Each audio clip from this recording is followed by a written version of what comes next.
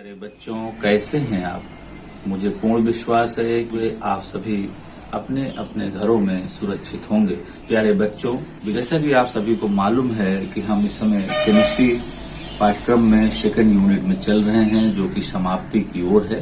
Second unit मैंने सुविधा की दृष्टि से 2 भागों में बांटा था। उत्प्रेरण जो समाप्त हो चुका है और दूसरा अंतिम भाग इस समय प्रारंभ है, वह है आपका कोलाइडी। और उसमें आ जाइए हम एक नए टॉपिक पर चर्चा करते हैं, डायलिसिस पर।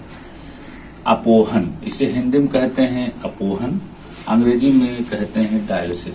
प्यारे बच्चों, डायलिसिस शब्द आप प्रायः सुना करते हैं। कब सुनते हैं?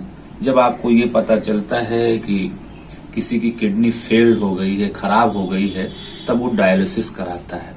वास्तव में हमारे शरीर के भीतर 2 किडनी पाई जाती है, जिसका काम होता है ब्लड में उपस्थित जो वर्ज्य पदार्थ हैं, खराब पदार्थ हैं, जो हमारे शरीर के लिए अनावश्यक हैं, उन्हें छान करके बाहर करना। यदि वे पदार्थ, वर्ज्य पदार्थ हमारे शरीर में रहते हैं तो जाहिर सी बात है कि शरीर के अंगों को डैमेज करते हैं, तो जिसे निकालना, बाहर करना आवश्यक होता है। तो किडनी का काम होता है उन वर्ज्य पदार्थों को छान करके रक्त से बाहर करना और फिर शरीर से बाहर कर देना, पेशाब आदि के माध्यम से। किसी को मान लिया जाए किडनी खराब हो गई संक्रमण या अन्य विधियों से, तो उसको एक किडनी से काम चलाया जाता है। परंतु अगर किसी की दोनों किडनी खराब हो गई तो ऐसी स्थिति में उसका डायलिसिस कराया जाता है, उसके प्राण को बचाने के लिए। डायलिसिस में बाहर से एक मशीन होती है जिसे डायलाइजर कहते हैं, डायलिसिस मशीन, जिसके द्वारा उसके शरीर के ब्लड को बाहर करते हैं, फिर उसको कृत्रिम किडनी द्वारा, मशीन द्वारा उसको साफ करके फिर उसके ब्लड को उसके बॉडी में भेजते हैं। प्यारे बच्चों, उसी जो डायलिसिस है वो इसी विधि पर आधारित है। आइए हम इसे कोलाइडी बिलियन में भी देख सकते हैं, क्योंकि ब्लड खुद भी एक कलिल कोलाइडी बिलियन है। तो हम आइए इस पर चर्चा करते हैं। थॉमस ग्राहम ने जब ये बताया कि पार्चमेंट पेपर की सहायता से हम क्रिस्टलाभ को और आपके कोलाइडी बिलियन को डाल करके उसके विसरित क्षमता को हम देख सकते हैं। यदि हम क्रिस्टलाभ डालते हैं पार्चमेंट पेपर पर तो हम देखते हैं कि ये आर पार हो जाता है, यानी विसरित हो जाता है। लेकिन जब उसी कोलाइडी बिलियन को इसी पार्चमेंट पेपर में हम डालते हैं तो हम देखते हैं कि पार्चमेंट पेपर द्वारा ये उस पार नहीं जाता। तो इसके आधार पर ही यहाँ पर हम अपोहन की चर्चा करेंगे। अब जब हमको यह मालूम है कि केवल क्रिस्टलाभ के बिलियन ही पार्चमेंट पेपर से विसरित होते हैं और कोलाइडी के नहीं, तो ऐसी परिस्थिति में यदि कोलाइडी बिलियन के भीतर कोई अशुद्धि है, किसकी अशुद्धि? क्रिस्टलाभ की अगर अशुद्धि है, तो हम इसी पार्चमेंट पेपर की सहायता से उस अशुद्धि को दूर करके कोलाइडी बिलियन को शुद्ध कर सकते हैं। अब इसमें हम करते क्या है, या हम पहले आपको थोड़ा ये इधर क्रिस्टलाभ और कोलाइडी बिलियन का थोड़ा सा उदाहरण हम ले लें। मान लिया जाए कोलाइडी बिलियन है कोई और उसमें क्रिस्टलाभ के रूप में नमक पड़ गया है। ऐसे हम किसी विधि से हम उसे कैसे निकाल सकते हैं उस बिलियन के अंदर से? लेकिन अपोहन के माध्यम से हम उस क्रिस्टलाभ अर्थात नमक के अणुओं को हम बाहर कर सकते हैं कोलाइडी बिलियन से, और हम उस कोलाइडी बिलियन को शुद्ध कर सकते हैं। तो आइए इस पर हम चर्चा करने चलते हैं कि इसमें कौन सा प्रयोग करते हैं और कैसे करते हैं। आपका स्वागत है। आइए हम देखते हैं। एक हम सबसे पहले इसको प्रयोग विधि द्वारा हम इसको समझते हैं। सबसे पहले हम एक पार्चमेंट पेपर ले लेते हैं। पार्चमेंट पेपर लेकर के इसको हम सुविधा की दृष्टि से इसको एक धागे से बांध करके एक स्टैंड से लटका देते हैं, और फिर इसमें कोलाइडी बिलियन, कैसा कोलाइडी बिलियन? जो अशुद्ध है, जिसमें क्रिस्टलाभ की अशुद्धि है, यानी हम अशुद्ध कोलाइडी बिलियन हम ले लेते हैं। इसमें अशुद्ध कोलाइडी बिलियन इसमें हम ले लेते हैं, जिसमें कि क्रिस्टलाभ आदि की अशुद्धि है। अब इसको हम ले करके स्वच्छ जल में इस पार्चमेंट पेपर की थैली को लटका देते हैं। तो हम देखते हैं कि जैसे ही, क्योंकि बाहर स्वच्छ जल है, तुरंत यहाँ पर होता क्या है कि जो क्रिस्टलाभ हैं, जैसा कि आपको पता है, वो पार्चमेंट पेपर से पार हो सकते हैं, उसके अणु जल में जाने लगते हैं। अब जब उसके अणु जल में जाने लगते हैं तो धीरे धीरे सारे क्रिस्टलाभ निकल करके जल में पहुंच जाते हैं और इधर हमारा कोलाइडी विलयन उसमें शेष रह जाता है। वह इसलिए शेष रह जाता है क्योंकि वह पार्चमेंट पेपर से पार नहीं हो सकता। इस प्रकार से अशुद्ध कोलाइडी विलयन को हम शुद्ध कर लेते हैं। लेकिन बच्चों, एक बात ध्यान दें, यह प्रक्रिया बड़ी धीमी गति से होती है। जो सामान्य अपोहन है या डायलिसिस है, सिंपल डायलिसिस, यह बड़ी धीमी प्रक्रिया है। ऐसा होने में, कोलाइडी विलयन को इस तरह शुद्ध करने में काफी समय लग सकता है। अब यह प्रक्रिया थोड़ा तेज हो, जल्दी हो, शीघ्र हो, इसके लिए हमें कुछ उपाय करने होंगे।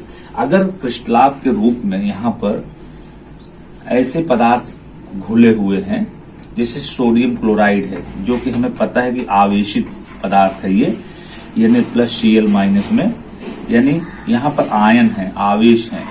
तो ऐसी स्थिति में यदि इस तरह से कोई इसके अंदर क्रिस्टलाभ अशुद्धि के रूप में है जो वैद्युत संयोजक यौगिक है, तब हम इसके लिए एक उपाय यह करते हैं कि इसमें 2 हम छड़ें डाल देते हैं। 2 छड़ें डाल देते हैं, अर्थात इलेक्ट्रोड लगा देते हैं। एक छड़ हम एनोड करते हैं और दूसरी छड़ हम कैथोड कर देते हैं और फिर विद्युत धारा हम इसमें प्रवाहित करते हैं। तो जब हम विद्युत धारा प्रवाहित करते हैं तो जो ये आवेशित आयन है क्रिस्टलाभ के रूप में कोलाइडी विलयन के भीतर, अब वो गमन करने लगते हैं। किधर गमन करते हैं? विपरीत छड़ों की ओर करते हैं, विपरीत आवेशित छड़ों की ओर। जैसे इसमें Na+ है तो वो कैथोड की ओर गमन करेगा, कुल मिलाकर वो बाहर आएगा, वो कैथोड की ओर मूव कर जाएगा। और इधर जो Cl- इसके अंदर होगा अशुद्धि के रूप में, वह विपरीत आवेशित क्षण अर्थात एनोड की ओर गमन करेगा और बाहर आ जाएगा।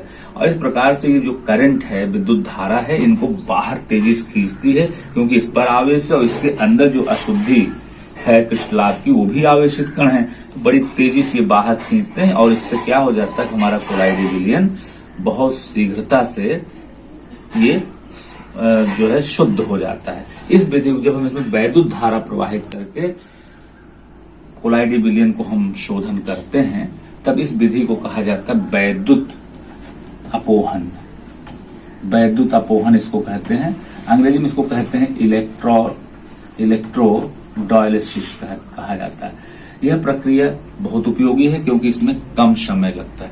एक बात ध्यान दें, अगर हमारे पास पार्चमेंट पेपर नहीं होता है तो उसके स्थान पर हम और भी पदार्थों का उपयोग कर सकते हैं। पार्चमेंट पेपर के स्थान पर सेलोफेन नामक एक पदार्थ है, इसका भी उपयोग हम कर सकते हैं। इसके अलावा सेलुलोज नाइट्रेट की बनी हुई झिल्ली, सेलुलोज एसीटेट की बनी हुई झिल्ली भी यहाँ पर पार्चमेंट पेपर के स्थान पर कार्य कर सकती है। Cellophane, cellulose nitrate, cellulose acetate को भी हम पार्चमेंट पेपर के स्थान पर प्रयोग कर सकते हैं। अब अगले क्लिप में हम आपको बताएंगे अति सूक्ष्म फिल्टरन। प्यारे बच्चों, आइए हम इसमें थोड़ा और इसको डिटेल करते हैं, थोड़ा और इसको फैलाते हैं, विस्तार में चर्चा करते हैं। देखिए, हम लोग एक बात जानते हैं, जो प्रयोगशाला में, लैब में हम फिल्टर पेपर प्रायः जो है प्रयोग करते हैं।